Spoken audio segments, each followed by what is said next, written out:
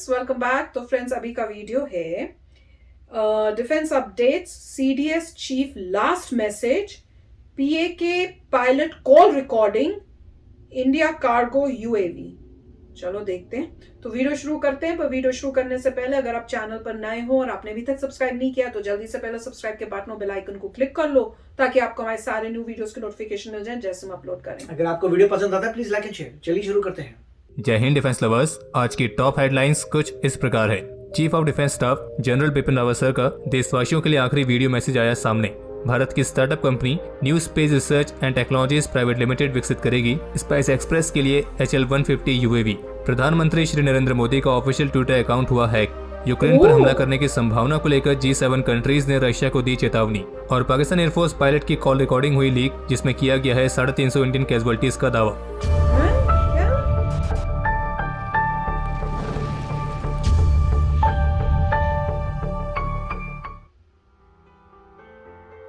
आज नई दिल्ली के बरार स्क्वायर में लेफ्टिनेंट कर्नल हरजिंदर सिंह को पूरे सैन्य सम्मान के साथ अंतिम विदाई दी गई है।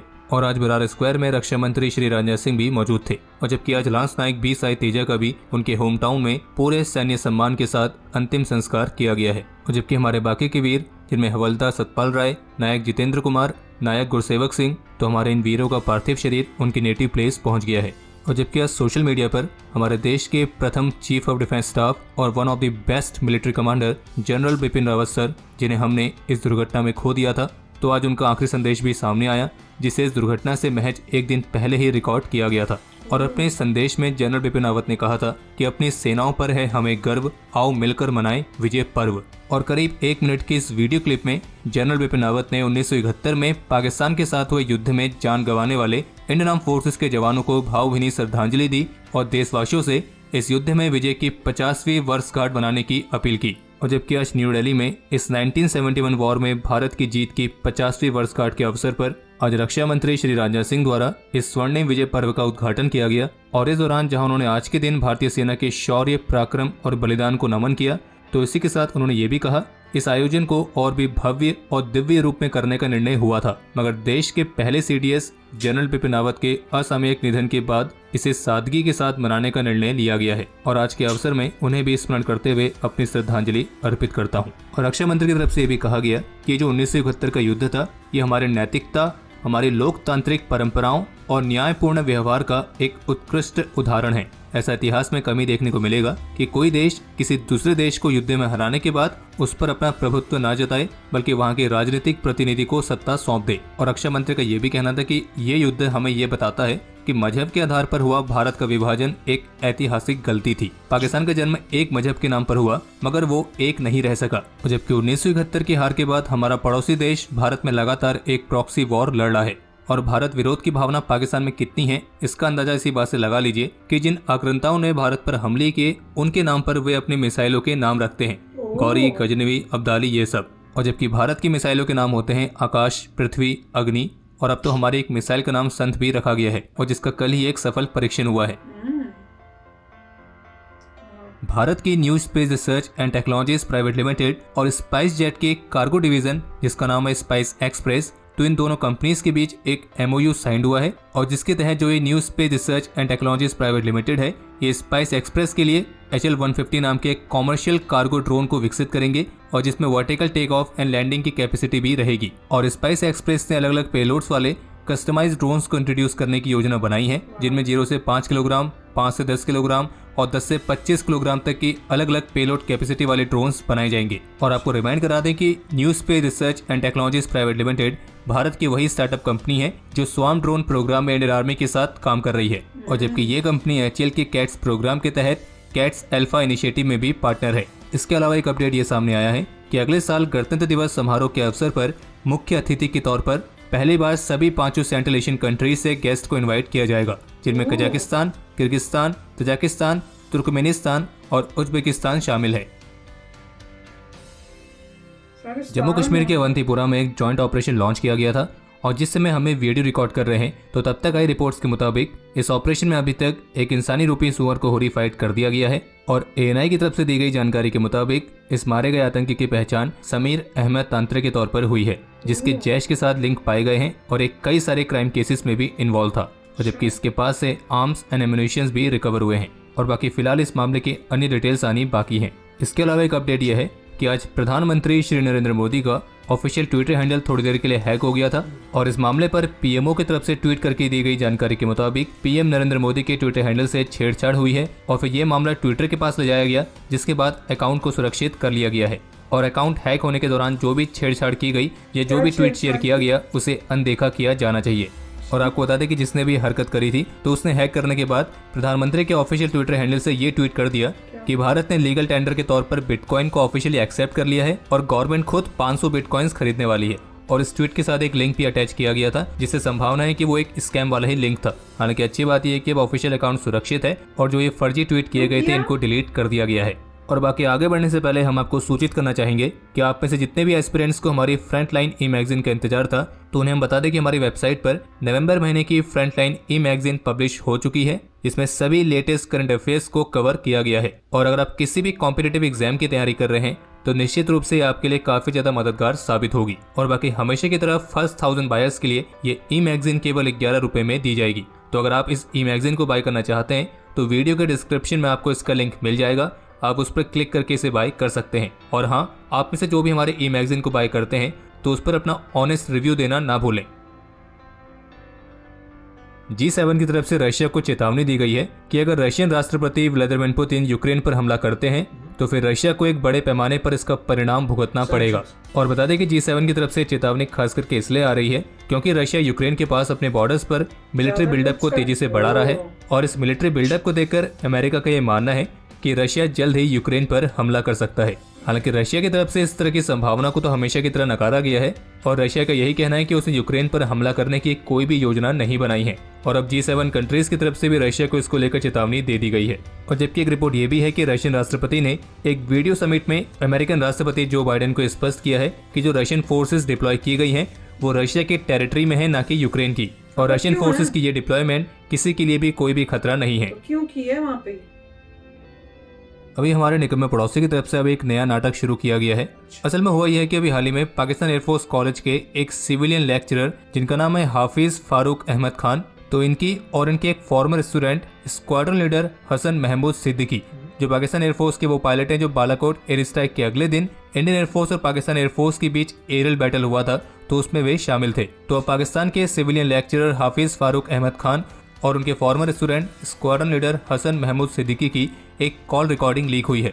और मीडिया रिपोर्ट्स के मुताबिक ये जो कॉल रिकॉर्डिंग है ये 27 फरवरी 2019 वाली एरियल एंगेजमेंट के बाद की है। और इस कॉल रिकॉर्डिंग में पाकिस्तानी पायलट इस ऑपरेशन के बारे में हाफिज फारूक अहमद खान को कुछ बता रहे हैं। और इसी रिकॉर्डिंग में एक पॉइंट ऐसा है जहां पर स्क्वाड्रन लीडर हसन की तरफ से दावा किया गया है करीब 350 कैजुअलिटीज का, और वो भी भारत की तरफ। हालांकि रिकॉर्डिंग इतनी साफ तो नहीं है, लेकिन जितना हमें समझ में आया है इसमें पाकिस्तान एयरफोर्स का पायलट ये दावा कर रहा है कि करीब 350 इंडियन ट्रूप्स खुले ग्राउंड पर थे। और जबकि कमाल की बात यह है कि 27 फरवरी 2019 को पाकिस्तान एयरफोर्स ने जो बालाकोट एयर स्ट्राइक के रिस्पॉन्स में हमला किया था तो उस हमले में पाकिस्तान एयरफोर्स ने अपने टारगेट्स को मिस कर दिया था। लेकिन इस पूरी ऑडियो क्लिप में जो सबसे इंटरेस्टिंग पॉइंट है वो है इस 350 कैजुअलिटी वाला। और अब इन दोनों के बीच किस कैजुअलिटी की बात हो रही है ये तो खैर ये दोनों ही जानते होंगे, क्योंकि पहली बात तो ये कि अगर भारत की तरफ इतनी बड़ी कैजुअलिटी होती तो वो किसी से भी छिपाई नहीं छिपता।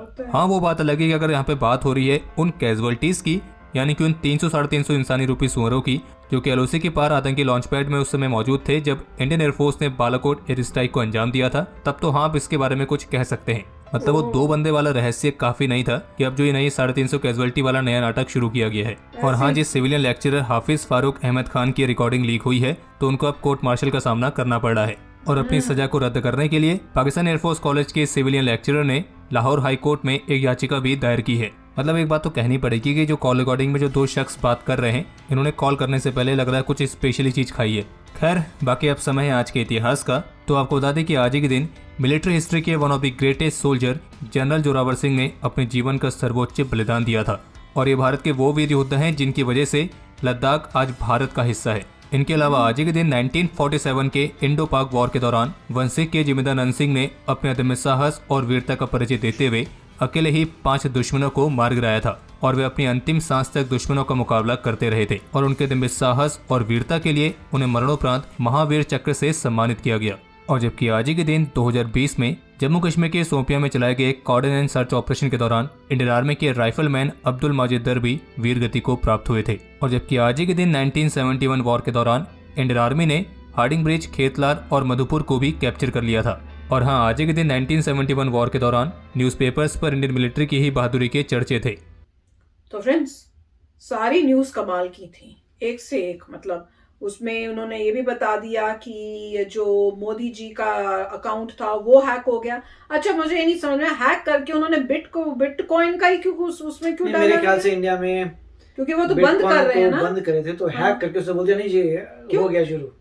किसको फायदा हो सकता है बिटकॉइन से? वही तो, लोग इन्वेस्ट करने लग जाएंगे इमीडिएटली, सोच के कि फायदा हो जाएगा। पर तो फिर कोई बिटकॉइन वाले लोगों ने करा होगा ये हैक। ये तो पता नहीं किस हैक, नहीं, मगर तो यही है कि है। बिटकॉइन वगैरह, मतलब जो भी है, जितनी भी क्रिप्टो करेंसीज हैं, उसमें काफी हैकर्स होते हैं और किसी ने हैक करके बस ये बता, मगर हुआ कैसे हैक ये इंपॉर्टेंट है, रादर देन जिसने भी हैक किया कुछ घंटे के लिए बताने के लिए कि बिटकॉइन हो गया है, बिल्कुल ही वैलिड है, आप खरीद सकते हैं, बिटकॉइन लीगल है। और उसके बाद ऑफ कोर्स वो शट डाउन कर दिया होगा। तो पता नहीं कैसे, कहाँ से किसने किया, और पता नहीं। अब यही तो है कि मतलब देखना पड़ेगा कि अगर प्राइम मिनिस्टर का अकाउंट हैक हो जाता है, क्या किस टाइप का उनका सिस्टम है, सिक्योरिटी अच्छी तो नहीं है, तो उसके लिए कुछ मेहनत करनी पड़ेगी कि बहुत जबरदस्त तरीके से सिक्योर हो। बिल्कुल, तो देखेंगे। मगर और भी बहुत सारी इन्होंने मल्टीपल एक के बाद एक जबरदस्त न्यूज कही थी। वो भी कह रहे हैं पाकिस्तान वाले तो ऐसे ही बोल रहे हैं 350 इंडियन साइड मर गए, पता नहीं क्या उन्हीं के वो जिनको हमने मारा होगा उन्हीं की बात कर रहे होंगे, पता नहीं क्या चल रहा है उसमें। ये एक वियर्ड सी न्यूज है कि 350 जो है इंडियन साइड में कोई कैजुअलिटी हुई है, और कह रहे हैं कि उसकी वजह से उनका कोर्ट मार्शल भी हो रहा है। पहले तो मुझे लगा शायद ऐसी अफवाह होगी, पर अगर अफवाह होती तो उसके ऊपर जिसके बोला उसके ऊपर एक्शन ना लेते। नहीं, वो तो छुपा सकते नहीं आप, तो मतलब उसने वाकई बोला है। जो भी जवान है उनको अगर कुछ हुआ है तो अभी तक न्यूज नहीं आती। हमारे अगर यहाँ हुआ तो हमें तो पता चल जाता। सभी लोग फैमिलीज वगैरह सभी लोग बोलते हैं। पाकिस्तान की तरह तो है नहीं कि छुप जाए, यहाँ पे तो होगा क्योंकि उनको पूरा रिस्पेक्ट मिलेगी, सब मिलेगा। तो ये तो कुछ अजीब ही सी हरकत थी। वो वही कह रहे थे, हो सकता है वो पता नहीं क्या खा के या कुछ करके उन्होंने फोन पे ये बात कर दी है, समझ नहीं आ रहा। वो पता है, बड़ी अजीब सी वो न्यूज थी। पर जो उन्होंने जनरल रावत जी की उनकी लास्ट जो दी वो बड़ी टचिंग था, और उसकी वजह उनको भी बहुत एक्साइटमेंट थी कि भैया अभी सेलिब्रेशन जब करेंगे तो धूमधाम से होगी। पर कंट्री ने मतलब अच्छा डिसीजन लिया, गवर्नमेंट ने, कि सोचा था धूमधाम से, पर उनकी डेथ की वजह से अब धूमधाम से नहीं करेंगे। बिल्कुल उनकी रिस्पेक्ट के लिए, उनके ऑनर के लिए यही करना चाहिए। पर बाकी भी न्यूज़ एक से एक बढ़कर थी कि एक तो वो बना रहे हैं drone, cargo drone, that was also amazing. तो एक के बाद एक देवर अमेजिंग न्यूज़, मजा आ गया। और जो कार्गो ड्रोन में अच्छा है कि जियो वगैरह जो भी है अपनी डिलीवरीज कर सकते हैं कार्गो ड्रोन से। बिल्कुल। और मुझे लास्ट की एंडिंग सबसे अच्छी लगी, जिसमें इम्पोर्टेंट उस डेट को क्या हुआ, कोई जो हमारे सोल्जर्स हैं हिस्ट्री में, पास्ट में, वो उन्होंने अपनी कंट्री के लिए जो सैक्रिफाइस किया उसके बारे में बताना, क्योंकि कभी ऐसे नहीं देखा। This is really very nice. तो सुन के बहुत अच्छा लग रहा था कि ऐसे उनको ऑनर कर रहे हैं और उनको याद कर रहे हैं कि देखो इस दिन को ये सैक्रिफाइस की गई थी कंट्री के लिए। तो चलो फ्रेंड्स, चलते हैं, मिलेंगे नेक्स्ट वीडियो में बहुत ही जल्द। Till then take care and bye bye. तो अगर आप मेरे इस चैनल पे नए हो तो जल्दी से सब्सक्राइब के बटन को हिट करो और बेल आइकन को क्लिक करो, ताकि आपको मेरा जब नया वीडियो मैं लगाऊं आपको उसके बारे में जल्दी से पता चल जाए।